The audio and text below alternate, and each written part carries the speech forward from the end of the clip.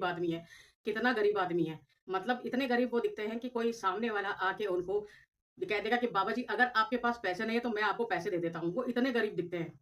वो इसलिए गरीब दिखते हैं क्योंकि उनको खर्चा करने में बहुत ज़्यादा प्रॉब्लम होती है। वो नाम से तो देवेंद्र हैं, धन से भी देवेंद्र हैं, लेकिन वो कर्म से देवेंद्र नहीं है। उनको भोग-विलास का जीवन ऐसा नहीं कि बहुत वो जैसे होता है कि बहुत शांत रहने वाले या उस तरह के सादा जीवन, उच्च विचार वाली जीवन शैली में बिलीव करते हैं, नहीं। वो एक नंबर के कंजूस हैं, उनको खर्च करने में बहुत ज़्यादा प्रॉब्लम होती है।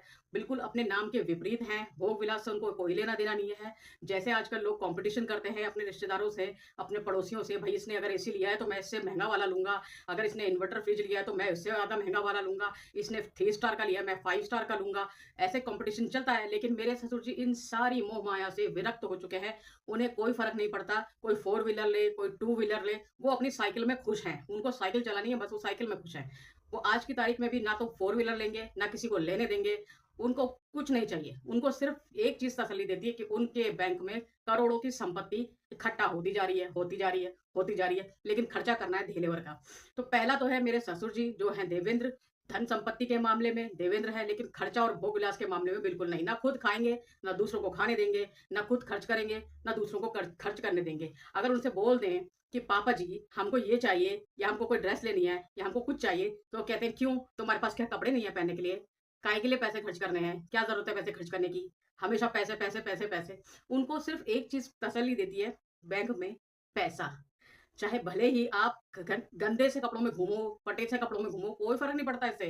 वो कहते हैं ये सब तो मोह-माया है। सिर्फ़ बैंक में आपके पैसा होना चाहिए, सबसे ज़्यादा ज़रूरी यही चीज़ है।